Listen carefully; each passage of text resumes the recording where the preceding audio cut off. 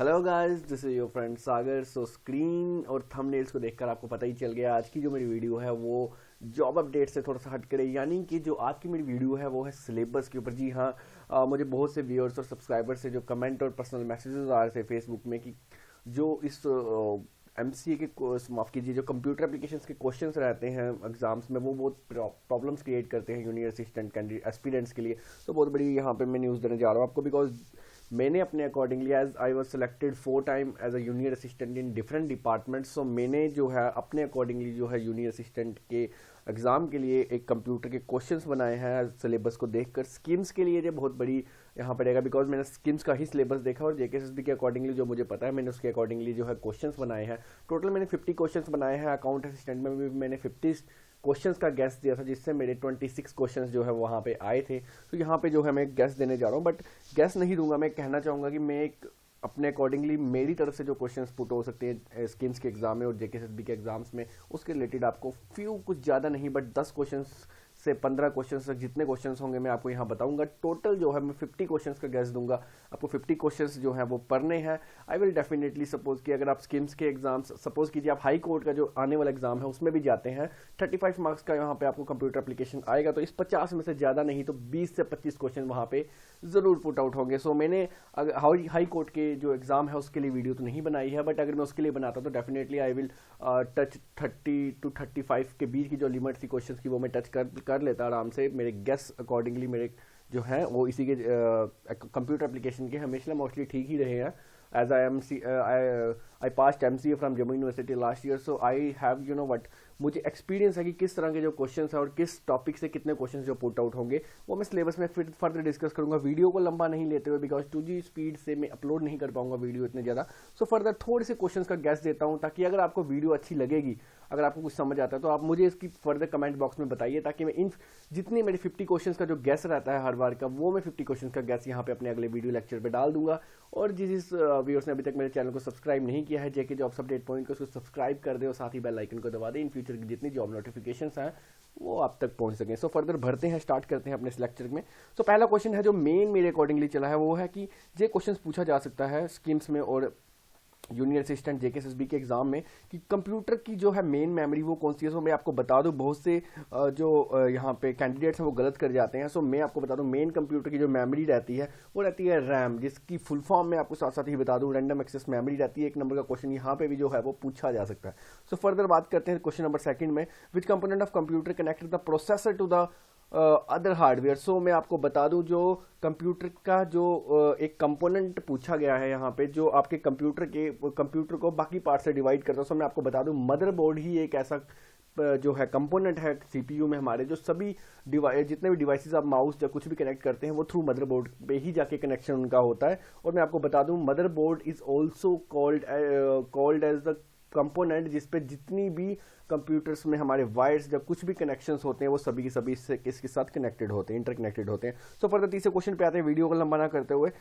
Which component of the computer is called as the brain of computer. जी हाँ, बिल्कुल, ये बहुत बार क्वेश्चन मैंने देखा गया है, मैंने बहुत सी कंपिटिटिव एग्जाम्स में भी देखा है कि ब्रेन ऑफ कंप्यूटर किसे कहा जाता है। तो मैक्सिमम जो बच्चे हैं वहाँ पे कंफ्यूज हो जाते हैं, बिकॉज वहाँ पे ALU CU करके जो पार्ट्स हैं कंप्यूटर कंपोनेंट्स हमारे CPU के वो भी दिए जाते हैं। सो मैं आपको बता दूं, सेंट्रल प्रोसेसिंग यूनिट है जो वो कंप्यूटर का ब्रेन है। बट अगर वहाँ पे पूछा जाता है कि CPU के कंपोनेंट्स में कौन सा ब्रेन है, तो आप प्रोसेसर वहाँ पे उसको सिलेक्ट कीजिएगा, और साथ ही साथ आप CPU की फुल फॉर्म यहाँ पे देख लीजिएगा, central processing unit.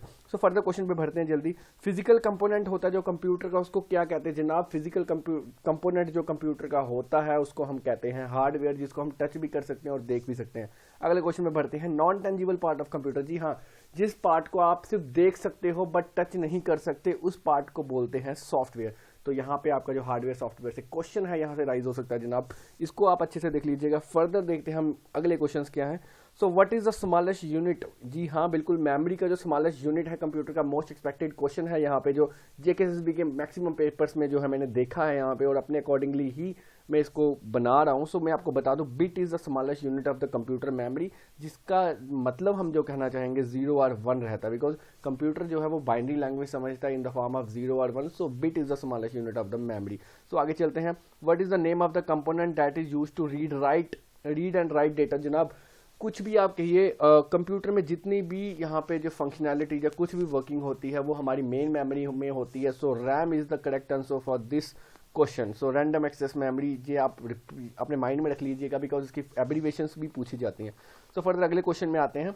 Who is known as a father of computer. बहुत इजी क्वेश्चन है और मैक्सिमम एस्पिरेंट्स को इसके बारे में नॉलेज है। तो Charles Babbage is the father of the computer. So अगले क्वेश्चन में भरते हैं। मेमोरी से जो है क्वेश्चन इस तरह के पुट आउट होते हैं कि one memory is equal to how much KB. So मैं आपको बता दूं 1024 किलोबाइट मिलाकर 1 MB बनाते हैं। इनकी एब्रीवेशन जरूर याद कर लीजिएगा। KB is equal to kilobyte and MB equal to megabyte. So उसी तरह से 1 GB कितने MB इक्वल होती है, तो सेम 1024 MB के कॉम्बिनेशन से ही एक जो है वो आपकी GB बनती है, which is called as gigabyte. So further भरते हैं अगले क्वेश्चन में। The second generation of computer used which type of technology. तो मैं आपको बता दूं जो सेकंड जनरेशन है वो ट्रांजिस्टर टाइप की टेक्नोलॉजी का यूज करती थी। सो अगले क्वेश्चन में भरते हैं। फर्स्ट जनरेशन है जो कंप्यूटर की वो किस तरह की टेक्नोलॉजी यूज करती थी, तो वो वैक्यूम ट्यूब टेक्नोलॉजी है वो यूज करती थी।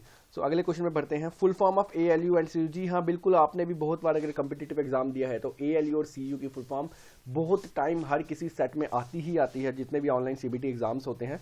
तो मैं आपको बता दूं ALU की रहती है अर्थमेटिक लॉजिक यूनिट और CU की रहती है कंट्रोल यूनिट। तो ये रिमेंबर मैंने यहाँ पे थोड़ा सा पॉइंट पुट कर लिया कि याद रखें ये दोनों कंप्यूटर के ही पार्ट हैं।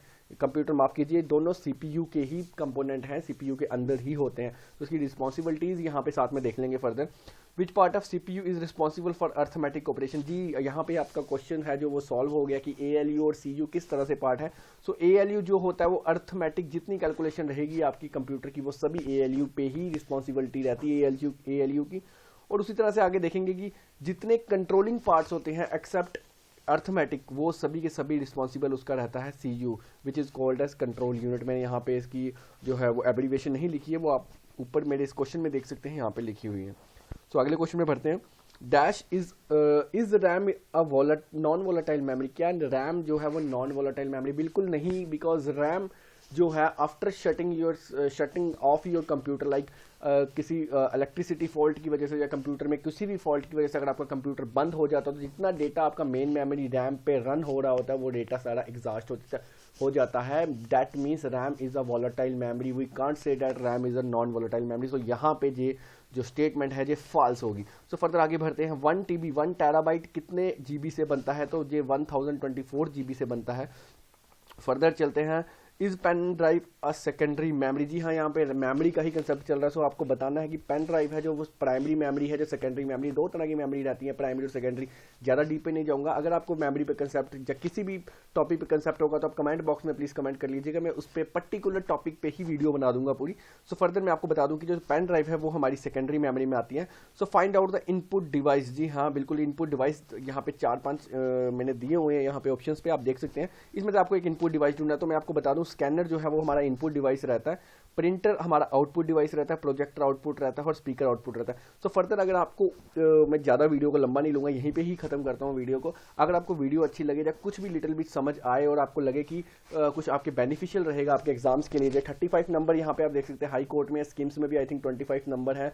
और JKSSB जो आने वाला अपकमिंग एग्जाम है 15 दिसंबर को CBT रहेगी, उसमें जो है वो कंप्यूटर 20 मार्क्स का आने वाला है। सो माफ़ कीजिए 10 नंबर का आने वाला है। सो आप जितने भी हैं यहाँ पे मेरे अकॉर्डिंगली आप इसको पढ़िए, मेरी पूरी वीडियो को देखिएगा, आने वाली वीडियोस देखिएगा, उसमें डेफिनेटली आप जो है 80 to 90% मिनिमम, मैं कह रहा हूँ मिनिमम 80 to 90% आप मार्क्स को कैप्चर कर लेंगे कंप्यूटर के। और रिमेनिंग 10% की तो गारंटी आजकल कोई नहीं दे सकता, बट मेरी तरफ से ये है कि मिनिमम मैं आपको बता रहा हूँ कि 80-90 के बीच आप स्कोर कर लेंगे, 10 में से 8-9 नंबर ले लेंगे, और मैक्सिमम 10 आउट ऑफ 10 100% भी हो सकता है। बिकॉज प्रेडिक्शन हम पहले नहीं बता सकते, बट मेरे अकॉर्डिंगली इधर से बाहर नहीं आ सकता। अगर आप मेरे वीडियोस लेक्चर देख लेंगे तो डेफिनेटली यहीं से ही क्वेश्चन पुट आउट होगा। अगर यहाँ से नहीं होता तो टॉपिक रिलेटेड जो मैं आपको डिस्कस यहाँ कर रहा हूँ वहीं से ही क्वेश्चन पुट होगा, उसको आप कर देंगे। सो वीडियो में फिलहाल क्वेश्चन तो मेरे पास बहुत हैं, बट इस वीडियो में मैं ज़्यादा लंबा नहीं कर सकता एज पर 2G स्पीड।